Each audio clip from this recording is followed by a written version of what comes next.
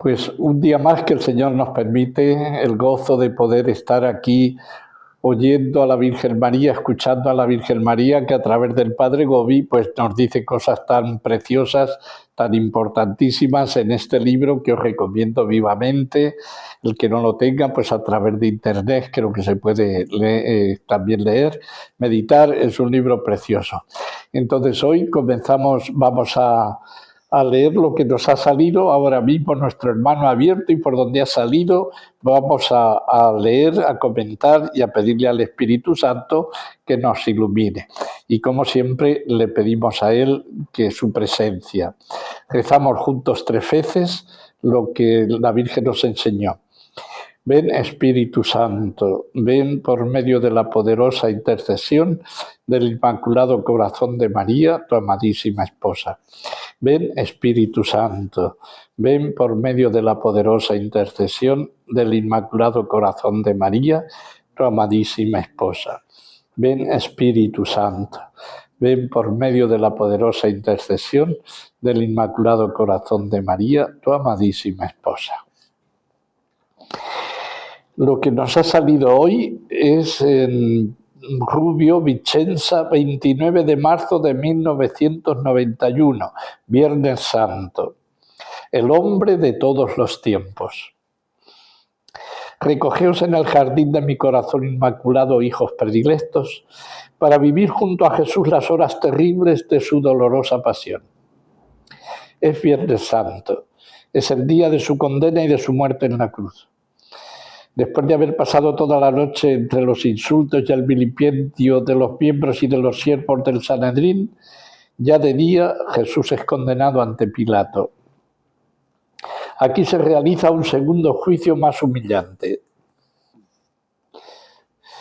Delante del gran gentío incitado contra él ante los jefes religiosos que lo acusan de blasfemia y de sacrilegio, Jesús, manso como un cordero, se deja silenciosamente llevar al matadero, asiste en un silencio majestuoso al desarrollo de todos los hechos.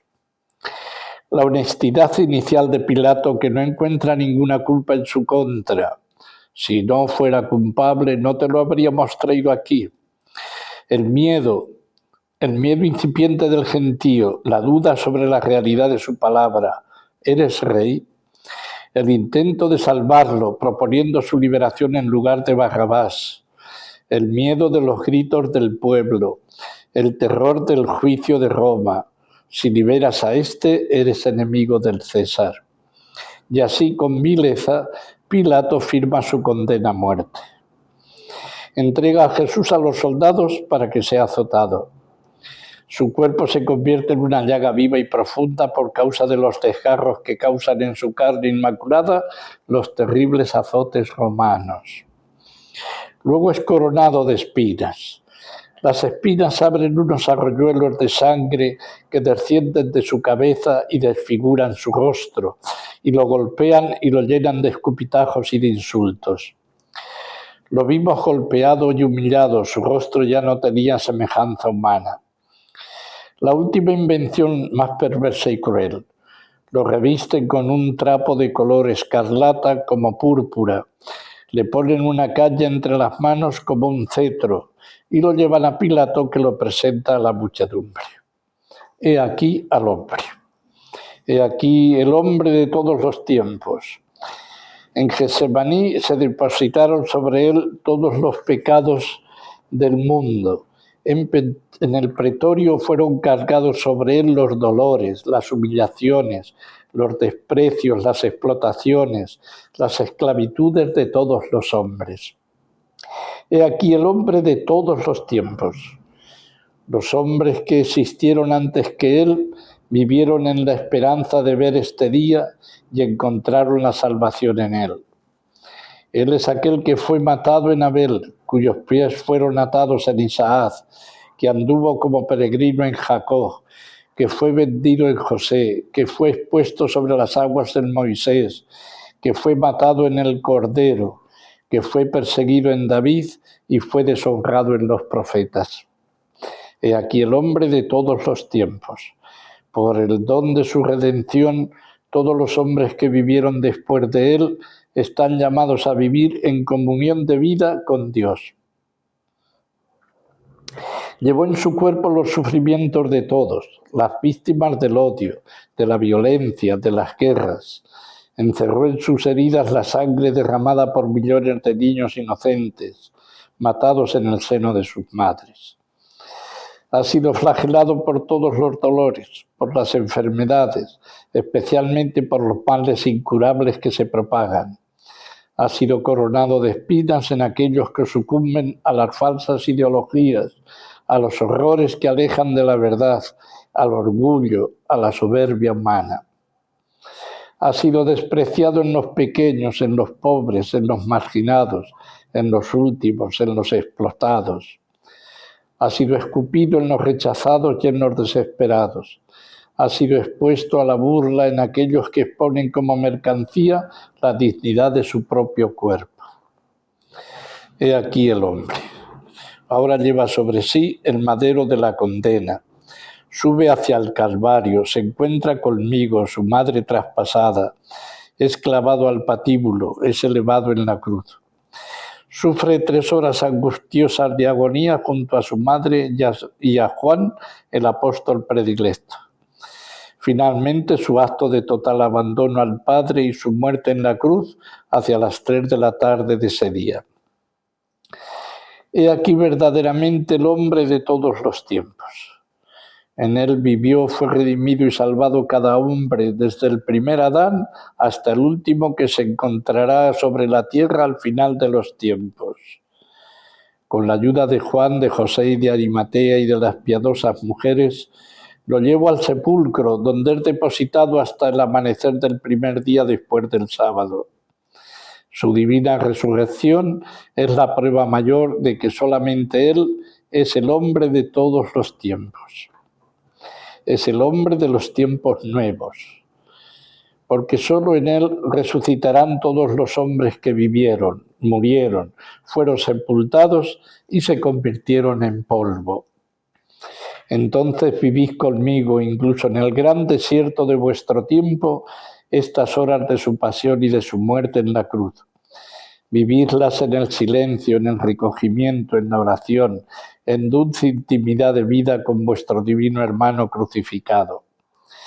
Porque solamente en Él se cumplirán los tiempos nuevos que os esperan, cuando Él volverá a vosotros en gloria y se postrarán ante Él todas las potestades del cielo, de la tierra y del infierno, para la perfecta gloria de Dios Padre.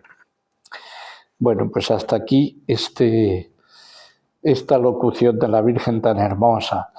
Ciertamente que no es fácil encontrar textos, incluso en maestros espirituales, tan hermosos, tan bellos, tan profundos, como este que acabamos de escuchar.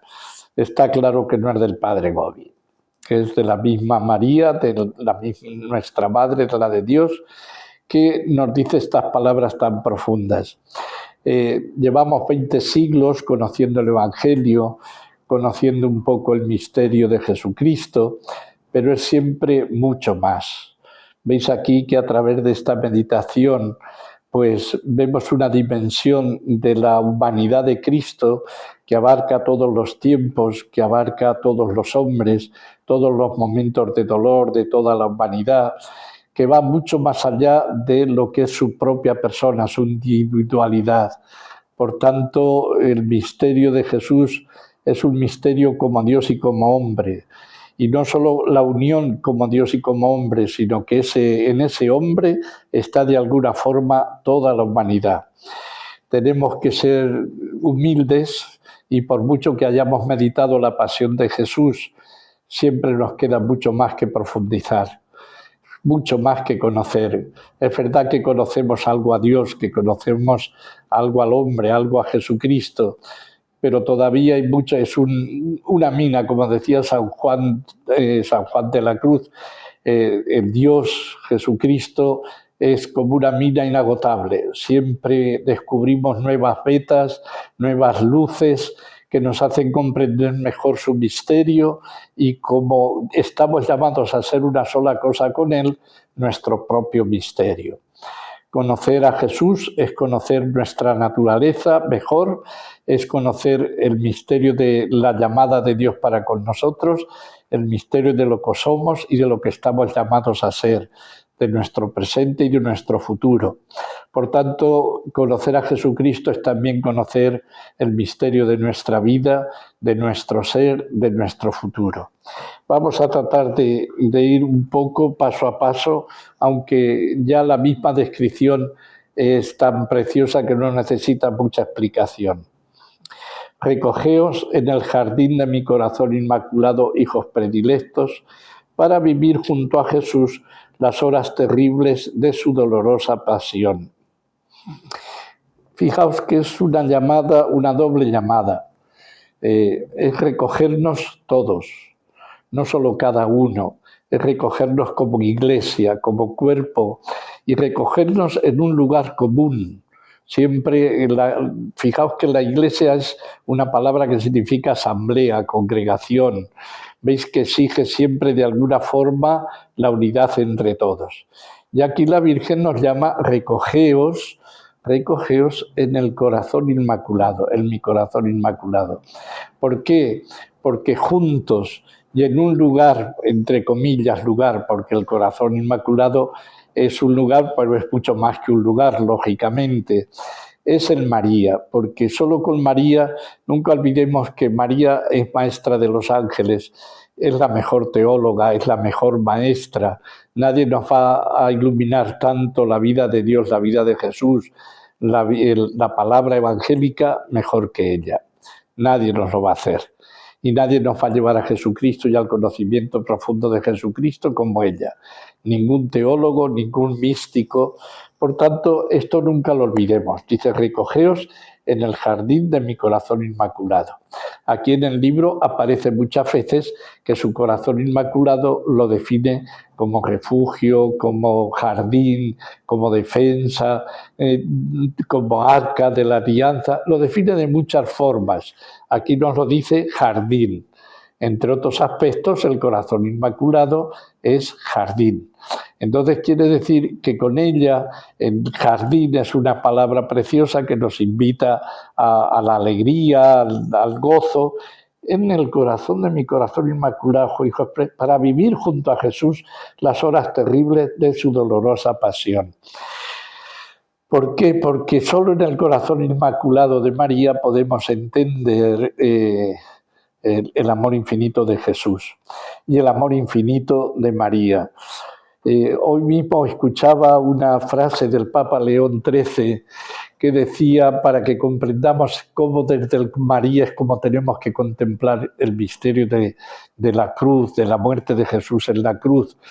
Decía cómo ella, en medio de ese dolor terrible, tenía el gozo de ver que su hijo estaba allí salvando a toda la humanidad, a todos nosotros. Era un gozo de una madre que había recibido el encargo de Jesús, ahí tienes a tu hijo. Y junto al dolor estaba también ese gozo de saber que Jesús con su muerte nos estaba salvando a todos. Y entonces ella de alguna forma gozaba con nuestra salvación que exigía la muerte de Jesús.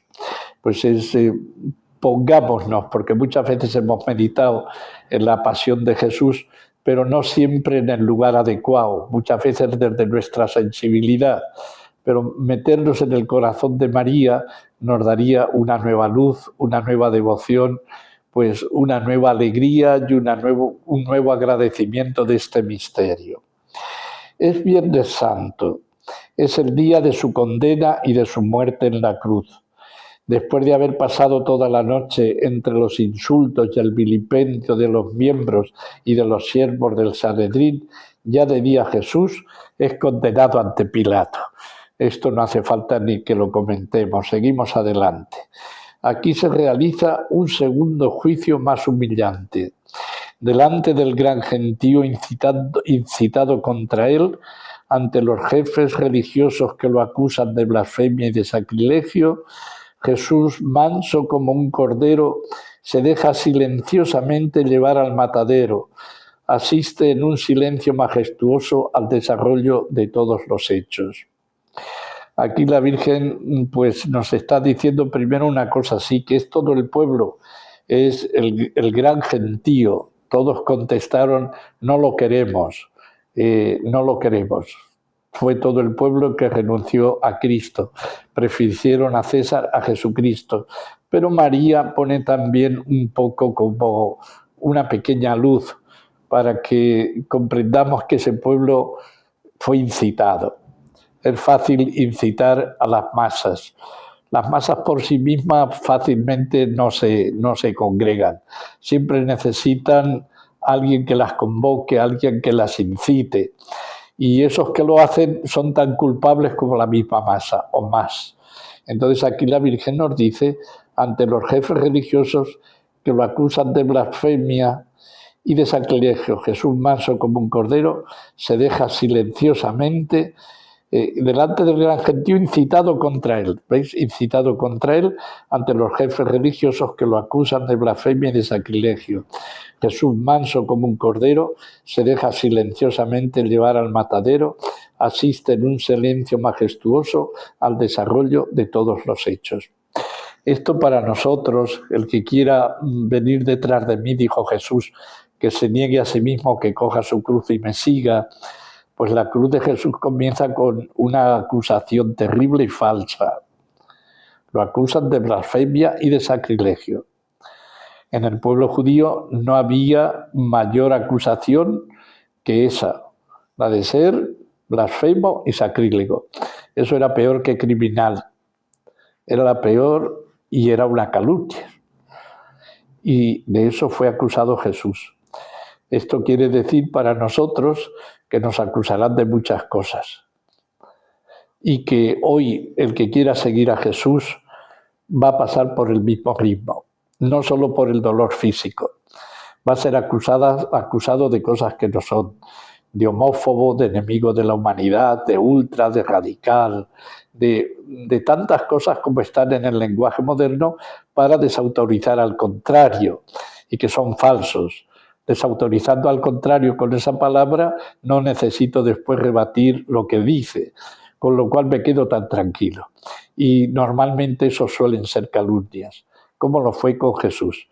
Pero dijo Jesús, si han hecho conmigo esto con el leño verde, ¿qué harán con vosotros? Igual. Entonces no podemos esperar otras cosas siguiendo a Jesús que también a nosotros nos acusen de una forma calumniosa, de una forma hiriente. ¿Y cuál fue la respuesta de Jesús? Pues es muy curioso. Se deja silenciosamente llevar al matadero. Asiste en un silencio majestuoso al desarrollo de todos los hechos. ¿Veis la palabra silencio? La palabra silencio también en este sentido tenemos que pedir que nuestra reacción sea como la de Jesús.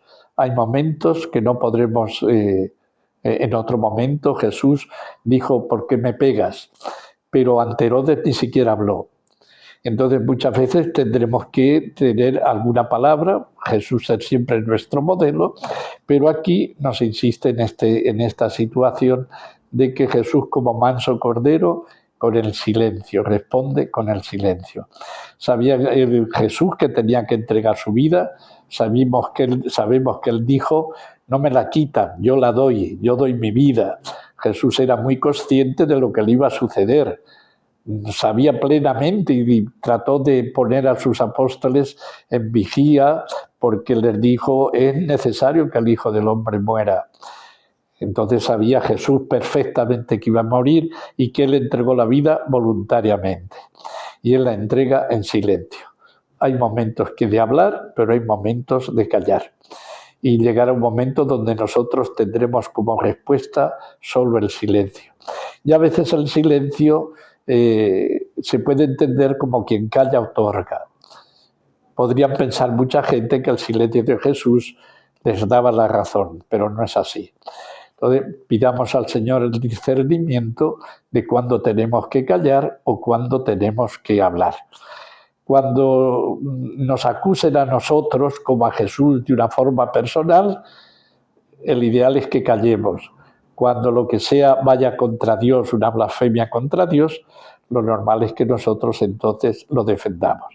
Pero cuando sea un insulto a nosotros, a lo que decimos, que respondamos en momentos determinados y fundamentales con el silencio. La honestidad inicial de Pilato, que no encuentra ninguna culpa en su contra. Si no fuera culpable, no te lo habríamos traído aquí.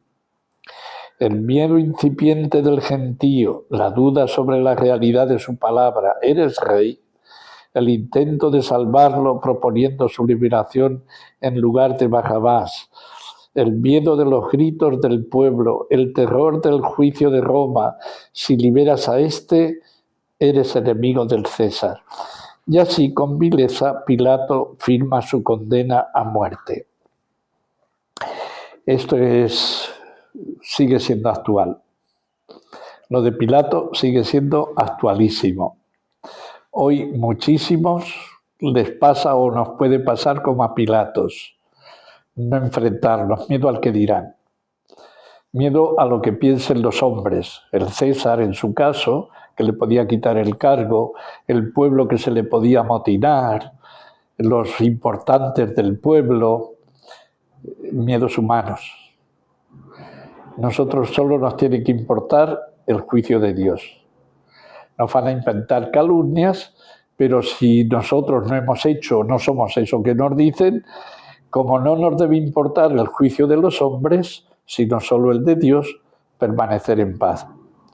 Hoy muchísimos podemos ser Pilatos, por callar por miedo al que dirán, al que van a decir, me van a decir radical, me van a decir que soy contrario a la humanidad, o qué me va a pasar, o voy a perder el trabajo, o si digo esto, me van a echar de casa.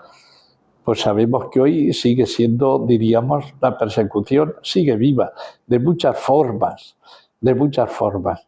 Entonces hoy le tenemos que pedir al Señor el santo temor de Dios, que no es otra cosa que nos importe solo el juicio de Dios sobre nuestra vida, sobre nuestras palabras, sobre lo que hacemos o decimos o lo que callamos, y no nos importe el juicio de los hombres.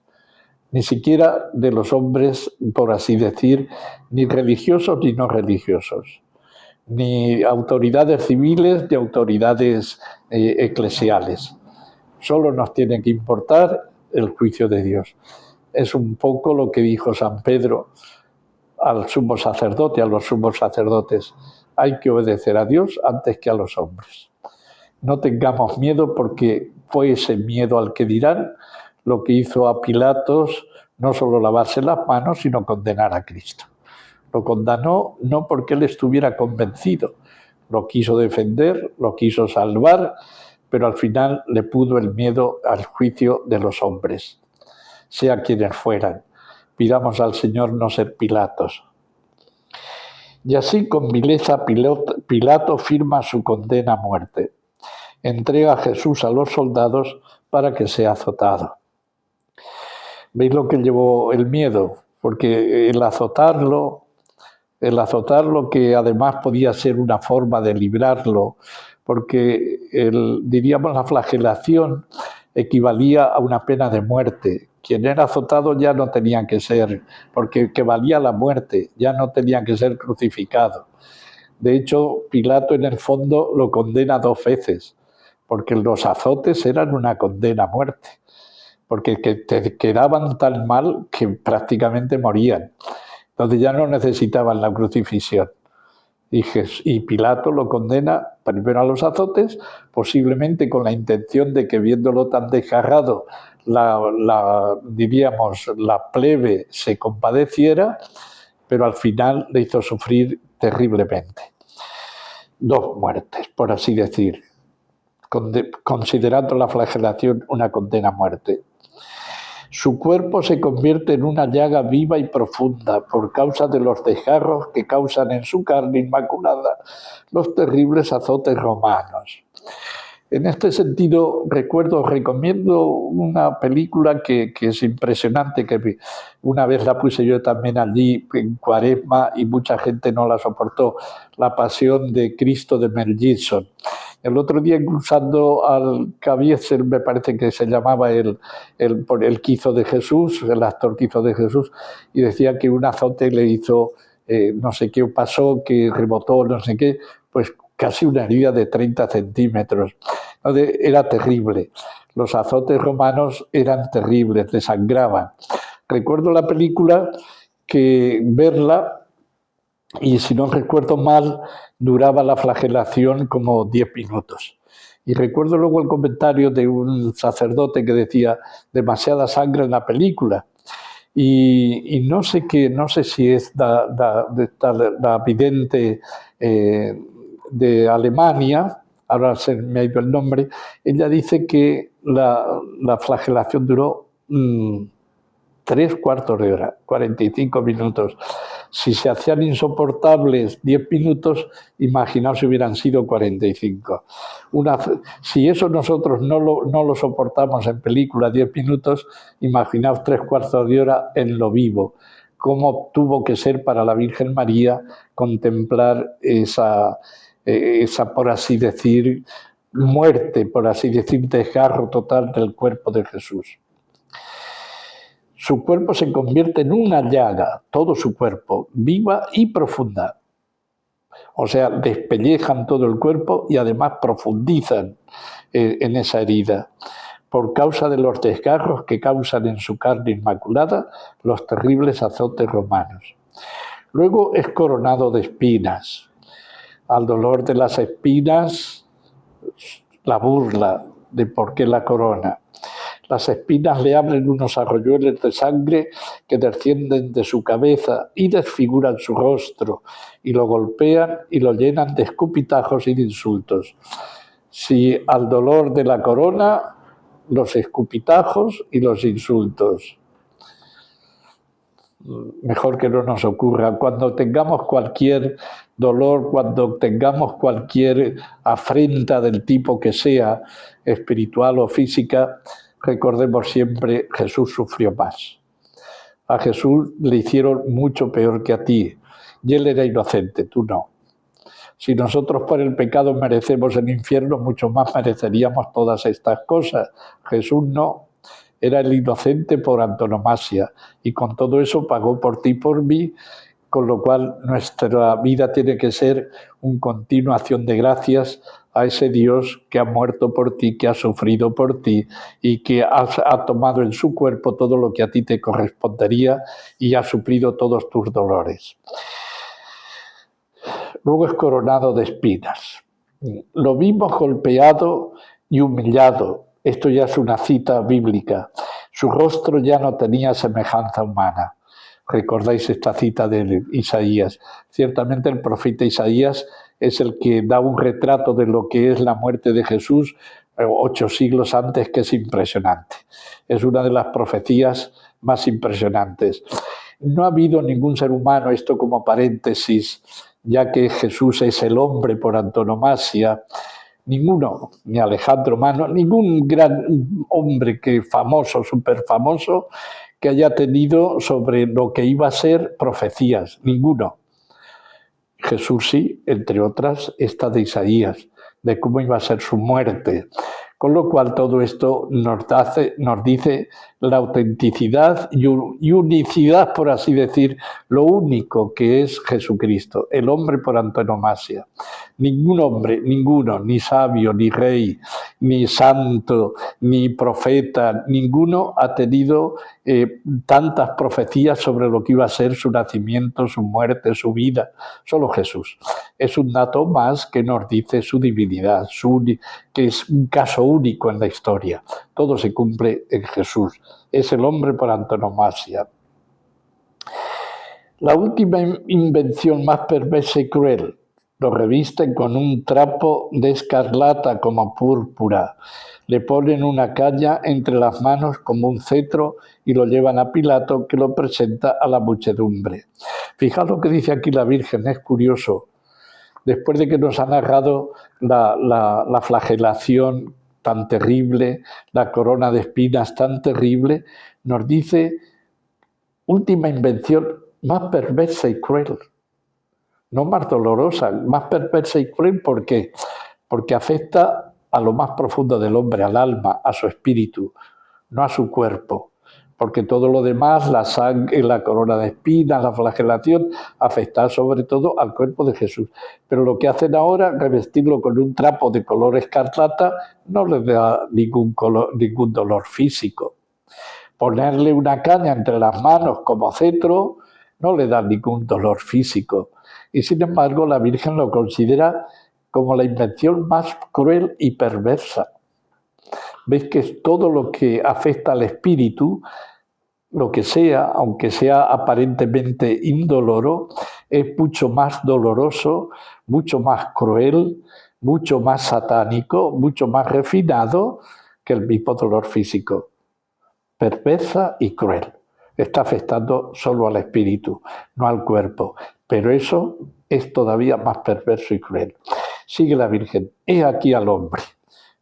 Con admiración. He aquí el hombre. He aquí el hombre de todos los tiempos. En Getsemaní se depositaron sobre él todos los pecados del mundo. En el pretorio fueron cargados sobre él los dolores, las humillaciones, los desprecios, las explotaciones, las esclavitudes de todos los hombres. Ojo, de todos los hombres, todos los dolores, todas las injusticias, las humillaciones, los desprecios, no solo los tuyos o los míos, la de todos los hombres, desde Adán hasta el último hombre. Pues cómo no ponerse de rodillas y dar gracias. Por eso él pudo decir Jesús: yo soy el camino que lleva al Padre, no hay otro camino. Nadie puede ir al Padre sino por mí. Y nadie puede encontrar salvación sino en Jesús. Solo Él es nuestro Salvador. Solo Él llevó sobre su propio cuerpo, porque para salvarnos el precio que pagó fue tu dolor y el mío, los desprecios que has sufrido. Todos los de la humanidad están concentrados en síntesis en lo que le ocurrió a Jesús. Veis que este misterio todavía tenemos que meditarlo más, agradecerlo más, profundizarlo más y hacernos uno con Él. He aquí el hombre de todos los tiempos, de nuevo. Los hombres que existieron antes que él vivieron en la esperanza de ver este día y encontraron la salvación en él. Todo eso lo vemos resumido en todo el Antiguo Testamento. Ya el hombre sale, Adán y Eva salen del paraíso, pero salen con una promesa, que el pecado será vencido, que habrá una mujer y su descendencia que venza al mal, que venza al diablo. Y entonces esa promesa viene ya desde Adán y Eva. Toda la humanidad, consciente o inconscientemente, ha tenido esta espera, este momento de que Jesús sufre en la cruz, porque intuía y sabía la promesa de que un día todo sería pagado por todos ellos. Lo que ellos habían merecido con el pecado, que habían perdido el cielo y tantos dones sobrenaturales, sería restablecido con la muerte de Jesús. Por eso dice: los hombres que existieron antes que él vivieron en la esperanza de ver este día y encontraron la salvación en él. Él es aquel que fue matado en Abel, cuyos pies fueron atados en Isaac, que anduvo como peregrino en Jacob, que fue vendido en José, que fue expuesto sobre las aguas en Moisés y que fue matado en el Cordero, que fue perseguido en David y fue deshonrado en los profetas. Veis que incluso toda la vida del Antiguo Testamento, visto con la luz de Cristo, cambia. No es lo mismo ver la historia de Abraham, la historia de Moisés, la historia de todo el Antiguo Testamento, de David. En sí mismo, cuando leemos, fue lo que le ocurrió a ellos. Pero con la luz de Cristo, eso es lo que ven los judíos. Nosotros vemos cómo todo eso está unificado, y quien lo unifica a todos esos personajes es Jesucristo. es necesario ver todo el Antiguo Testamento desde la luz del Nuevo, porque sólo así se comprende. No es extraño que San Pablo diga que el pueblo judío, cuando lee las Sagradas Escrituras, tienen como un velo que les impide descubrir la profundidad de todo lo que leen, el misterio de todo lo que leen, porque no creen en Jesucristo. Y solo Jesucristo unifica y da luz al Antiguo Testamento, solo, y a los grandes orantes y grandes personajes del Antiguo Testamento, pero todos están unidos en Jesús. Es solo Jesús el que explica el Antiguo Testamento, el que le da sentido pleno. Pues seguimos. He aquí al hombre de todos los tiempos de nuevo. Por el don de su redención, todos los hombres que vivieron después de él están llamados a vivir en comunión de vida con Dios. Todos, los antes y ahora nosotros que nos toca. Y todos, no solo los católicos, no solo. El designio de Dios es que Cristo ha dado la vida por todos, para salvarlos a todos. Llevó en su cuerpo los sufrimientos de todos, las víctimas del odio, de la violencia, de las guerras. Encerró en sus heridas la sangre derramada por millones de niños inocentes matados en el seno de sus madres. Imaginaos, cuando uno lee la historia de la humanidad, es sobre todo una historia de guerras. Han sido muchos más los años de guerras que los años de paz en general. Y entonces es y no solo lo que llamamos años de paz, años de injusticia. Ahora mismo nosotros llevamos muchos años aparentemente de paz, pero en estos años de paz que llamamos en el mundo occidental, que no hemos tenido 80 años prácticamente desde que terminó la Segunda Guerra Mundial, aparentemente de paz, pero no podemos decir que de violencia, porque son más de 1.000 millones los abortos que hemos tenido en estos años, más de 1.000 millones, el mayor genocidio de la historia. Y veis que aquí la Virgen pone las víctimas del odio y la sangre de niños inocentes matados en el seno de sus madres. No podemos olvidar esto. ¿Cómo podemos llamar paz a una situación donde cada día se matan a millones de niños inocentes, nada más y nada menos que en el sitio más seguro que deberían tener, más santo y más sagrado, que es el vientre de sus madres? Y nos hemos acostumbrado a esto. Pues aquí la Virgen de nuevo nos llama la atención, porque lo que hoy nosotros llamamos paz no tiene nada que ver con la paz de Dios. Y lo que llamamos muchas veces justicia es una injusticia total. Y lo que llamamos amor a la humanidad es amor a nosotros mismos, que ni siquiera es amor a nosotros mismos, porque si fuera verdadero, amaríamos a todos. Amad a los demás como a vosotros mismos. Yo no me puedo amar a mí mismo en lo más profundo sin amar a los demás, sin amar a Dios. Todo lo demás es ir contra uno mismo. Pues aquí la Virgen nos pone aquí todo lo que significa el hombre Jesús, cómo ha llevado también este sufrimiento de millones de niños asesinados en el vientre de la madre. Ha sido flagelado por todos los dolores, por las enfermedades, especialmente por los males incurables que se propagan. Ha sido coronado de espinas en aquellos que sucumben a las falsas ideologías y a los errores que alejan de la fe, al orgullo, a la soberbia humana. Fijaos qué importancia tiene esto. Yo veo que en general en el mundo de hoy tan relativista a los errores, que da lo mismo una cosa que otra, una iglesia que otra, una religión que otra, pues como que no pasa nada, que no tiene consecuencias. Y aquí la Virgen nos dice que la corona de espinas la ha llevado en aquellos, la viene a identificar los que sucumben a las falsas ideologías. ¿Quién no ha sucumbido? La inmensa mayoría del mundo de hoy ha sucumbido a las falsas ideologías. Ya no son católicos. Y dentro de la misma Iglesia Católica, a veces somos más socialistas que católicos, más liberales que católicos, más de izquierda, más que de mi partido que católico, el que sea. A veces somos más de nacionalistas que católicos. Y somos más independentistas que católicos. Y somos más, ya lo católico, ya a veces hoy es difícil encontrar la palabra católico sola. soy católico, no. Hoy te definen como católico conservador, o católico progresista, o católico socialista, o católico...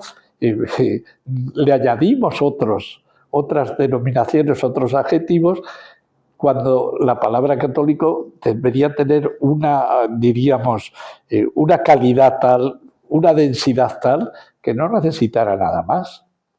Y entonces vemos cómo hasta de los mismos que a las falsas ideologías.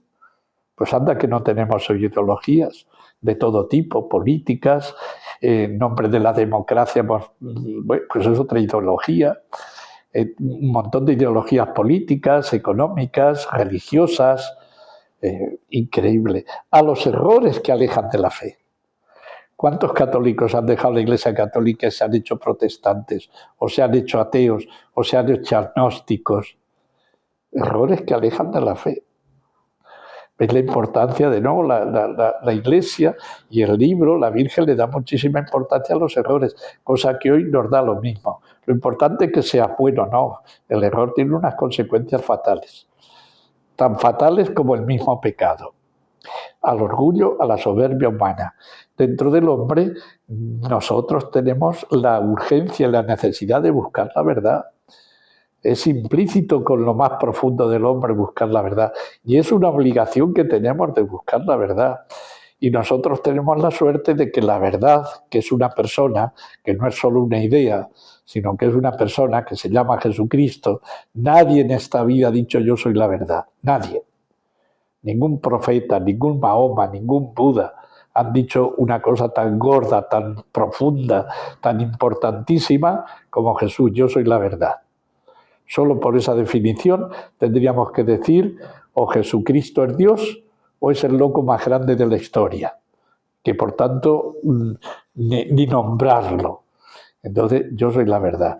Entonces aquí, frente a los errores, tenemos la suerte nosotros que la misma verdad ha venido a nuestro encuentro, se hizo carne en la Virgen María, ya ha venido a nuestro encuentro y sigue veniendo a nuestro encuentro con su palabra en la Eucaristía y a través de la Iglesia, que como dice Pablo, es sostén y columna de la verdad. Es sostén y columna de la verdad es la Iglesia. Ni siquiera en ese sentido la Biblia. Quien le da autoridad a la Biblia es la Iglesia, es la que recopila todos los libros y que dice, esta es la palabra de Dios. Sin esa autoridad nadie podría decir, este libro es así o este libro es así. Es todo lo contrario. Por tanto, es la Biblia, porque todos los errores donde se combaten con la palabra de Dios, con la palabra de la Biblia, pero interpretada dentro y por la misma Iglesia.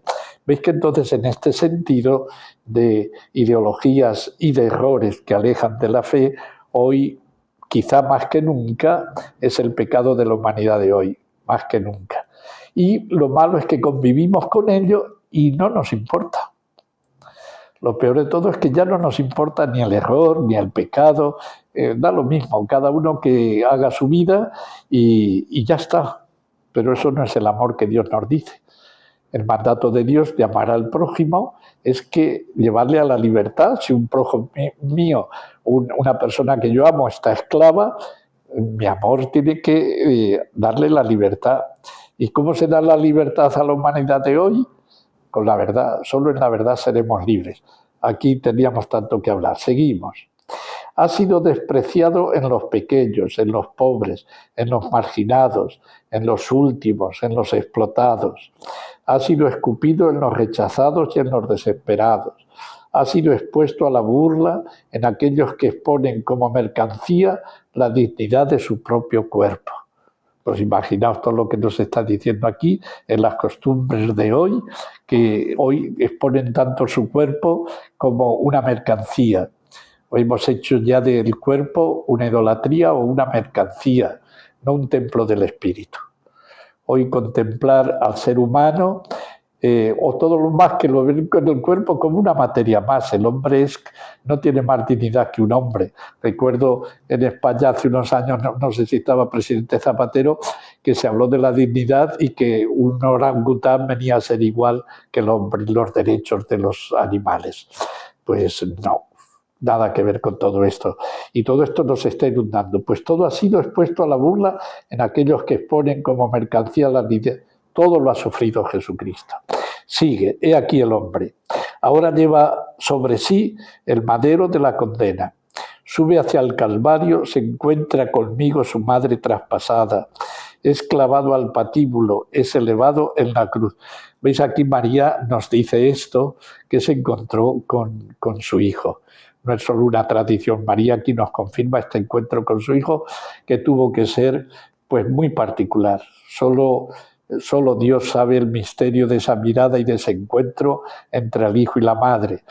El hijo cargado con la cruz, vilipendiado, le echaban zancadillas, se burlaban de él y posiblemente y casi diríamos lógicamente por todo el pensamiento humano, por todo el ser humano, que algunas irían contra ella. Muchas veces cuando queremos denigrar a un hombre nos metemos con su madre. Es bastante común que a algunos le llamemos pues hijos de.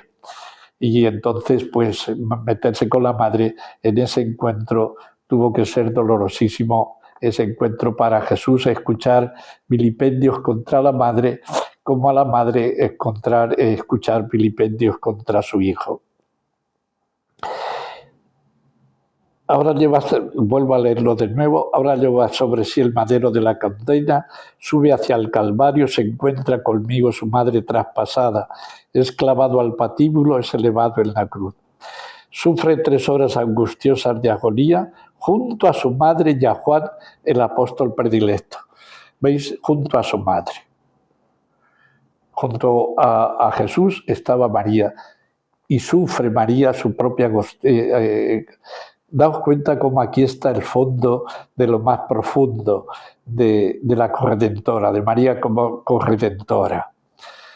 María sufre con Jesús y ese sufrimiento unido al de Jesús se hace corredentor, se hace salvador. Es un misterio grandísimo la unión entre la madre y el hijo. María es corredentora por su fiat, por el cual el Verbo se hizo carne, y es corredentora sobre todo al pie de la cruz, porque el sufrimiento de Jesús es el de la madre, y aquí nos lo dice María de una forma delicada. Dice que sufre junto a su madre y a Juan, el apóstol predilecto. Finalmente, su acto de total abandono al Padre y su muerte en la cruz hacia las 3 de la tarde de este día. Creo que es bueno recordar, con esto no tenemos que seguir porque es largo y no tenemos muchísimo tiempo, recordar que Jesús tuvo 2 momentos, un momento sobre todo que nosotros nos puede escandalizar. A gritos dijo, Dios mío, ¿por qué me has abandonado? No fue un susurro, no fue un pensamiento. Es increíble que después de estar allí asfixiado, después de 3 horas, porque en la cruz uno muere sobre todo por asfixia, que después de eso dé un grito, y ese grito sea escandaloso para nuestros oídos. Dios mío, ¿por qué me has abandonado?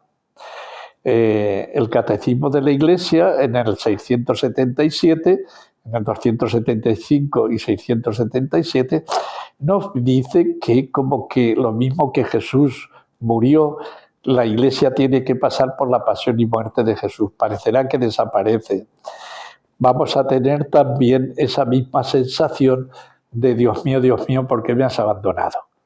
¿Por qué nos has dejado inermes frente a las fuerzas del mal, frente a las fuerzas del error, de la perversión? ¿Cómo es posible? Dios mío, ¿por qué me has abandonado? Eso la Iglesia lo va a tener que decir también igual que Jesús. Pero no fue el final. Inmediatamente Jesús, Dios mío, en tus manos encomiendo mi espíritu. Entonces nosotros, nuestra última cosa sea siempre: Señor, el triunfo es tuyo. Confío en tu espíritu. Mi espíritu te lo confía a ti. Y Dios nunca defrauda. Dios ha dicho que todos aquellos que mueran por Él vivirán con Él, reinarán con Él. Y Dios cumple siempre su palabra. Sigue. Finalmente, su acto de total abandono al Padre y su muerte en la cruz hacia las 3 de la tarde de este día. Seguimos. He aquí verdaderamente el hombre de todos los tiempos. En él vivió, fue redimido y salvado cada hombre, desde el primer Adán hasta el último que se encontrará sobre la tierra al final de los tiempos. Con la ayuda de Juan, de José de Arimatea y de las piadosas mujeres, lo llevó al sepulcro, donde es depositado hasta el amanecer del primer día después del sábado. Su divina resurrección es la prueba mayor de que solamente Él es el hombre de todos los tiempos. Dos subrayados. Primero es la misma Virgen que lo lleva al sepulcro. Qué valentía, qué valor, qué grandeza la de María. Aquí en el libro dice en algún momento que ella estuvo allí presente para decirle a Jesús: no te bajes de la cruz, porque era el grito que muchos le decían: si eres hijo de Dios, bájate de la cruz. Y María, que conocía las Escrituras, que conocía el misterio de Jesús, pues estaba allí no para contemplar allí como si fuera una masoquista y le gustara el dolor, porque tuvo que ser terrible, sino por un designio divino, para ayudar a su hijo a no bajarse de la cruz. No te bajes de la cruz, estate ahí, porque estás salvando con eso toda la humanidad. Por tanto, el misterio de María al pie de la cruz no es un misterio simplemente humano, va mucho más. Y que María después lleve el cuerpo de Jesús al sepulcro no es tampoco lo más común, pues ahí lo tiene animado con los demás. Acompañemos a María con todo eso, porque ella lo depositó llena de esperanza. Ella jamás dudó de que ese hijo iba a resucitar. Por eso inmediatamente aquí nos dice María: su divina resurrección es la prueba mayor de que solamente Él es el hombre de todos los tiempos.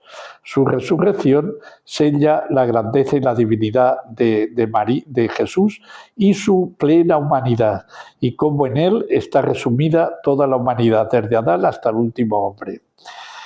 Es un misterio que merece la pena estudiarlo, porque eso, si después se aplica a la enseñanza, a la economía, a la política, tiene unas consecuencias enormes.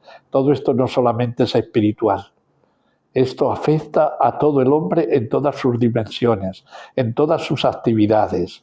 Por eso tenemos que pedir que Jesús lo sea todo en todos, que Jesús reine en el mundo, no solo en mi conciencia, en mi casa, en mi calle, en mi barrio, en las fábricas, en toda la humanidad. Tenemos que pedir que esa resurrección de Jesús, que donde Él resume y dignifica al hombre de una forma plena, que eso se lleve a cabo en toda la humanidad. Por eso tenemos que desear cada día más el reinado de Cristo, el triunfo de su corazón, de su sagrado corazón. Es el hombre de los tiempos nuevos. Aquí ya no solamente es el hombre por excelencia, aquí el hombre, aquí añade la Virgen, de los tiempos nuevos. ¿Cuáles son esos tiempos nuevos? Porque solo en Él resucitarán todos los hombres que vivieron, murieron, fueron sepultados y se convirtieron en polvo. Entonces vivid conmigo incluso en el gran desierto de vuestro tiempo, gran desierto porque estamos en un tiempo de confusión, de injusticias, de tantas cosas. Vivid conmigo estas horas de su pasión y de su muerte en la cruz. Vivirlas en el silencio, en el recogimiento, en la oración, en dulce intimidad de vida con vuestro divino hermano crucificado. Porque solamente en Él, ojo, se cumplirán los tiempos nuevos que os esperan, cuando Él volverá a vosotros en gloria, y se postrarán ante Él todas las potestades del cielo, de la tierra y del infierno, para la perfecta gloria de Dios Padre. ¿Somos conscientes de esto? Dice, tiempos nuevos que os esperan, no eternidad del cielo, tiempos nuevos. El tiempo está unido al espacio. Según Einstein, tiempo y espacio son indisolubles. El uno exige el otro. Y aquí nos habla María de tiempos nuevos, también de tierra nueva, de espacios nuevos. Y esos tiempos nuevos, quien de nuevo lo llenará, lo centrará y le dará sentido, es Jesucristo, Dios y hombre verdadero, el hombre por antonomasia. Fijaos lo que dicen, porque solamente en él, no en el diálogo de las religiones que nos quieren imponer, no en el orden nuevo mundial, no en instituciones como la ONU o cosas parecidas, o en el reparto de las riquezas del mundo, o con la inteligencia artificial, o con los inventos de los hombres, o con el transhumanismo, que donde el hombre podrá unirse con la industria, con la mecánica y poder alargar muchos años su vida. No, acentuar esto, porque solamente en él, no solo con él, en él, se cumplirán los tiempos nuevos que os esperan. Según el libro, esos tiempos nuevos que os esperan están a la puerta. No, esta generación los va a conocer. Cuando Él volverá a vosotros en gloria, ya no viene mendigando, viene en gloria para reinar. Y se postrarán ante Él, que esto es profecía, que nos dice San Pablo, que ante Jesús se doblará toda rodilla en el cielo, en la tierra y en el infierno. Es lo mismo que dice aquí ahora la Virgen. Y se postrarán ante Él. No solo quedarán de pie, dirán, no, se postrarán, lo adorarán, eso es postrarse, adorar. Todas las potestades del cielo, de la tierra y del infierno, hasta los del infierno. El diablo que le pedía a Jesús, todo te lo doy si postrado me adoras, ese diablo terminará de rodillas delante de Jesús, también él, y todo el infierno. Es lo que nos dice aquí la Virgen, y que lo mismo que nos decía San Pablo. Ante él todas las potestades del cielo, de la tierra y del infierno, para la perfecta gloria de Dios Padre. Pues mirad, qué mejor si esto va a ser el futuro, que nosotros lo adelantemos. Que oremos de rodillas delante del Señor, que lo comulguemos de rodillas delante del Señor, que toda rodilla, no solo todo el pensamiento, toda rodilla, es el pensamiento, es el alma y es el cuerpo el que tiene que adorar al Señor todo, y el cuerpo lo hace de rodillas, postrado. Bueno, pues, ¿cómo no darle gracias a la Virgen? ¿Cómo no gracias al cielo, que tanto amor por nosotros nos ha manifestado en Jesús crucificado, el hombre por antonomasia? Queremos luchar por la humanidad, llevémosla a Cristo. Démosle a Cristo a la humanidad, porque solo en Él encontrará su verdadera vocación, su verdadera libertad, su verdadera dignidad, su verdadera grandeza. Que así sea. Terminamos, como siempre, con una oración también a San Miguel, que es el ángel de estos últimos tiempos, con la consagración a la Virgen, renovar la consagración, y con la bendición con el Niño Jesús de Praga. Arcángel San Miguel, defiéndenos en la batalla, sé nuestro amparo contra la perversidad y asechanzas del demonio. Reprímale, Dios, pedimos suplicantes, y tú, príncipe de la celestial milicia, lanza en el infierno con el divino poder a Satanás y a los otros malignos espíritus que para la perdición de las almas andan dispersos por el mundo. San Miguel Arcángel, ruega por nosotros. Hacemos nuestra consagración. Bendita sea tu pureza y eternamente lo sea, pues todo un Dios se recrea en tan graciosa belleza. A ti, celestial princesa, Virgen Sagrada María, yo te ofrezco en este día alma, vida y corazón. Mírame con compasión, no me dejes, Madre mía. Y os damos la bendición para que esta bendición nos haga uno con el hombre por antonomasia, con Jesús. Y la bendición de Dios Todopoderoso, Padre, Hijo y Espíritu Santo, descienda sobre vosotros y permanezca para siempre. Amén. Unidos en esta espera y esperanza absoluta del triunfo de Jesús, el hombre por antonomasia, hasta otro momento.